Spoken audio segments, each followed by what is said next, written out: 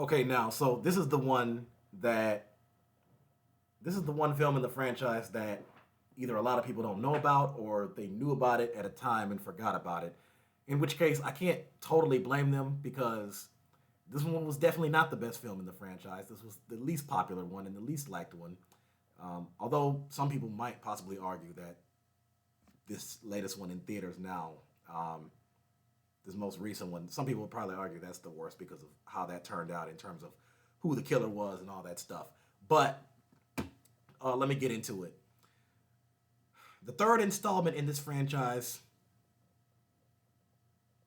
which focuses on a seemingly harmless 4th of July prank that ends in the unexpected death of a friend of four teens from Broken Ridge, Colorado. So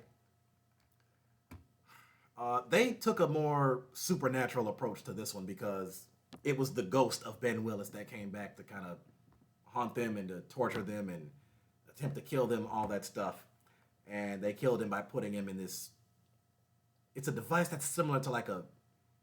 I can't even think of what you call it. It's like a grinder machine that kind of cuts you up. It's similar to almost like a wood chipper. Think about it like that. This film, I would have to give a.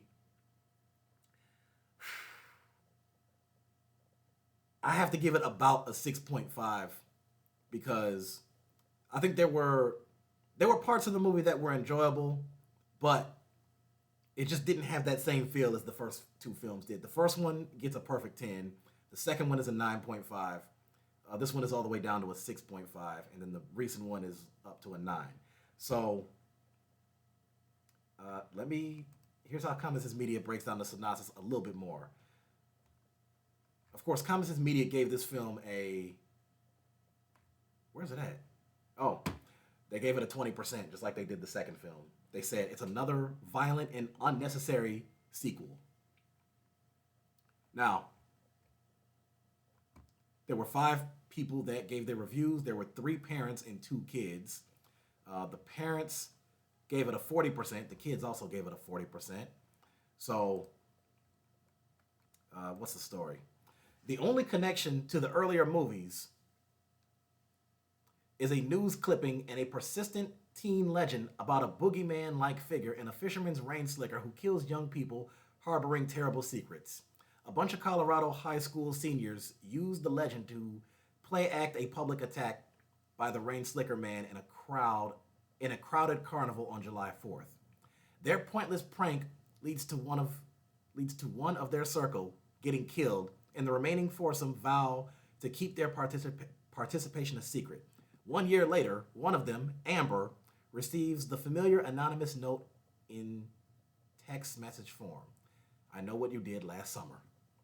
She rounds up the others to determine who could be harassing them, and soon the figure in a fisherman costume is slashing away at them again.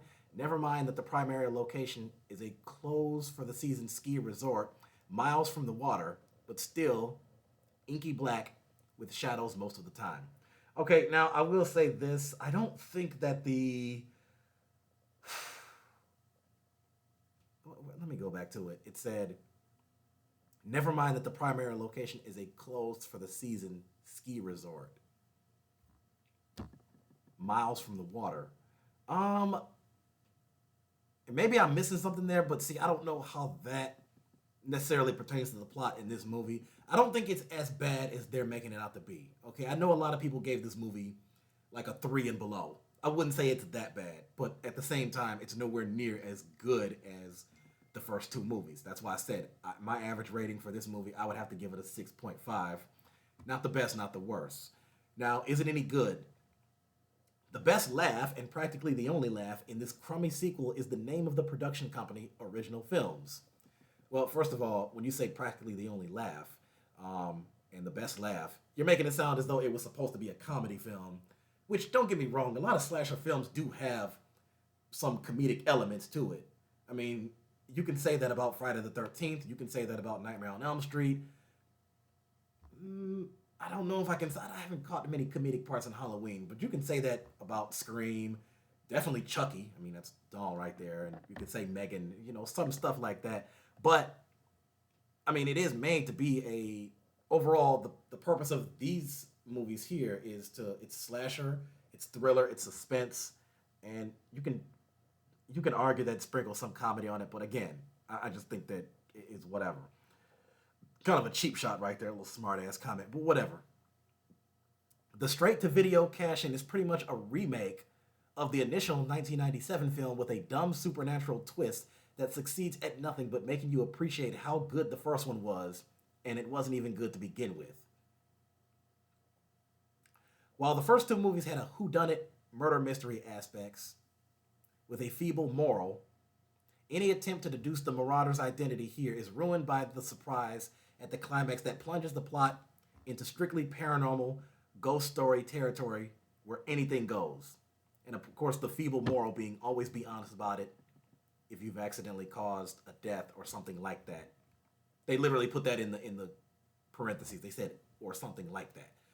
So, again, I understand why. Again, I'm not here to make an argument to say this is nearly as good as the first. Okay, that was my argument about the second movie. But this one, yeah, it's down a bit. Again, I don't think it's complete trash, but it definitely is a... There's a gap between this film and the first film. And if you just watch only the first film and then only the third one, it does seem like you're kind of watching two different movies there. And to be fair, this is not the only franchise you can say that about. Everybody says the same thing about the Fast and Furious films. You look at the first film and then you look at the 10th film. It's almost like two different universes there. And that's the case here. So I don't know what the budget was on this film. Based on some of the camera shots, I can tell that it was kind of low budget. The first film's budget, I believe, was 23 to 25 million with a box office of 125 million. The second one was 24 million budget, 84 million box office. This one wasn't even in theaters. It just went straight to DVD. So this straight to video. And I'm not of the belief that, I'm not one of these people to sit here and say, well, if it wasn't in theaters, that means it wasn't good. It went straight to DVD, so that means it was bad. Well, no, that's not necessarily true. You had plenty of movies that weren't in theaters that still turned out to be good movies. And also keep in mind that just because a movie's in theaters, and even if they do gross a lot of money, it doesn't mean that you're guaranteed to walk out that theater and applaud it and like it. Again, that's why I say to each his own. Every individual has their own personal opinion about it, regardless of the angle that they're looking at it from. So that's all I have to say about this. And yeah, that's about it. So if you saw this film, put in the comment section your opinion. You tell me what you think about it. And if you didn't see it, I wouldn't say that you're missing that much. Like I said, there's plenty of movies that are better than this, and there's plenty of them that are worse. Would I put this above any I Spit on Your Grave movie? Yes. Would I put this above the Last House on the Left? Yes. Obviously, they're not the same type of movie, but you get the point. So this is not a movie that I would necessarily push people to go see, like, oh, you have to see this. I'm telling you, this was the best thing. No. It's not that great. It's not that great, but it's not that trashy either. So give me a subscription, and I got a lot more movies coming. Stay tuned.